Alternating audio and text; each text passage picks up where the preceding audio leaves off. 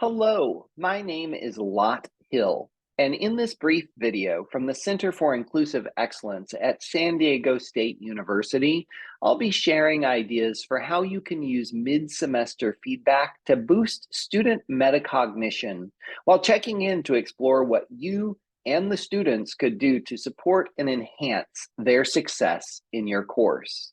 Before we get started, I encourage you to think about the feedback you currently gather from the students in your classes. Do you gather feedback about your teaching and the students' experience prior to the end of semester evaluations? If so, do you collect feedback once or twice or regularly throughout the semester?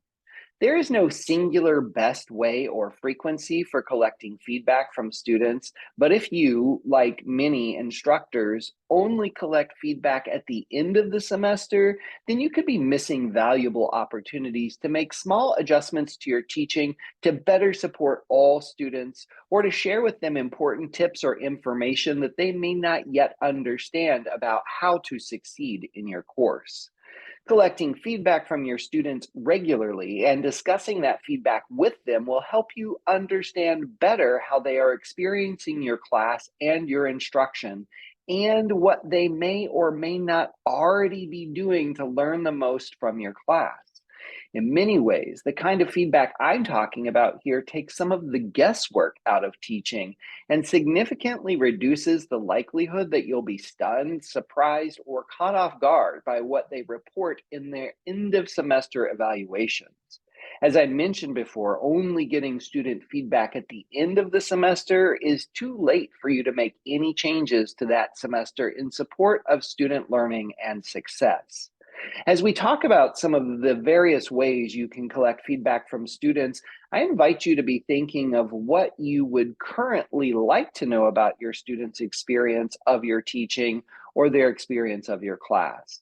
I would suggest that you consider collecting feedback through multiple formats at multiple times during a semester so that you can make small adjustments to your instruction as the semester progresses, and or have conversations with your students about their efforts or critical aspects of the course while there is still time to address their concerns and support their success before final grades are due.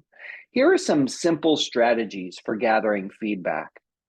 Present students with a few simple questions that focus on their learning experience and how you might better support it. You can engage students with these questions synchronously through the use of in-class polling, asynchronously through a Canvas discussion or survey, or have them submit their answers in writing in class, or as you would any other assignment for the class. Questions might include: what is helping you learn in this class so far? What is getting in the way of your learning? What can I do to better support your learning or the learning environment?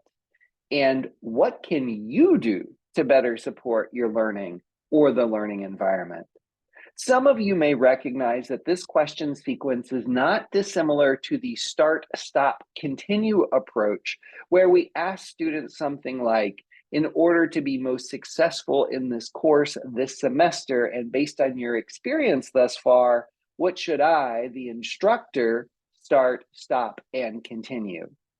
And in order to be the most successful in this course this semester, and based on your experience thus far, what should you, the student, start, stop, and continue?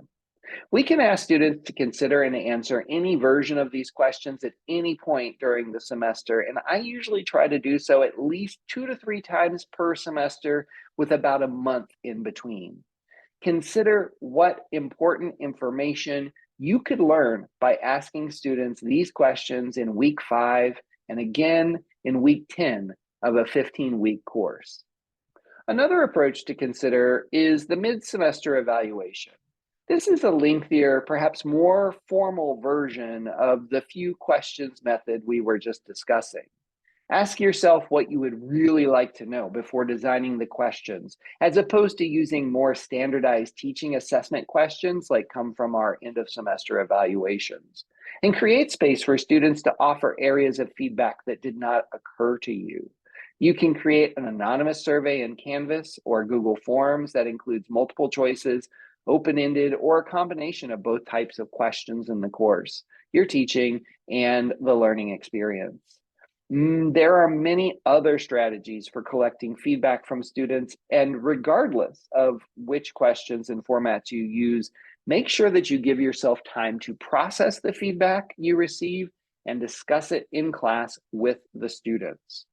Let's focus for a moment on what you do with the student feedback once you get it. First, I recommend that you reflect on what students responded to positively in any constructive criticism they provided. Look for patterns rather than focusing on outlier comments.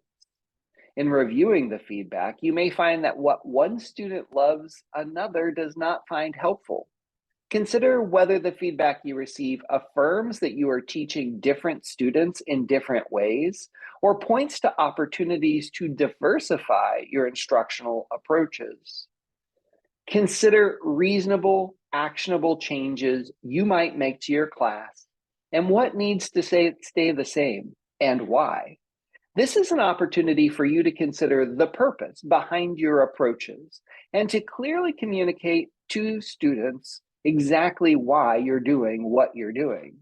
Specifically, if students make suggestions that may support their success toward the learning outcomes of the course, are there reasonable changes you can make? And if some of those suggestions might impede their success toward the learning outcomes of the course, how can you articulate how and why the instruction or the assignments do support the learning outcomes of the course?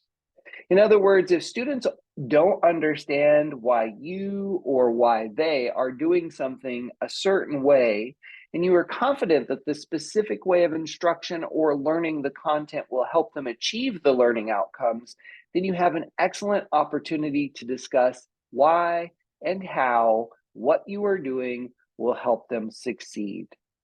And after you've processed the information you receive from your students, look for patterns and think about what you can change and why, and what you can't change and why. Then plan the time to discuss that feedback with the students. In your discussion of the feedback with students, highlight any patterns in what they collectively see as going well and address common concerns with empathy. Let them know that if you plan to make any changes based on their feedback, why you will make those changes. And if not, why not? And specifically, how those changes may impact their ability to achieve the learning outcomes for the course. If the feedback indicated that some students appreciate an approach that others are not so keen on, share that information with students so they can understand that some of their peers learn differently than they do, and that you incorporate a variety of methods to address that diversity.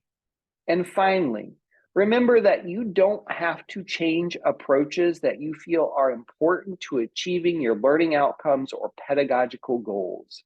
Students may think they don't like a particular approach because they don't understand the rationale behind it.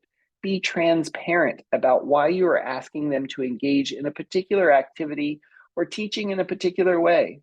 When students have this insight, they are often more motivated and invested in the work. If you found other ways to gather and make the most of feedback from your students, we'd love to hear about the ways you do it, as well as your questions and comments. You can email us at cie@sdsu.edu or email me directly at lhill2@sdsu.edu. And you can also scan the QR code above to access the CIE website. Thank you so much for taking the time to watch this video and for your efforts to make your courses more equitable and inclusive.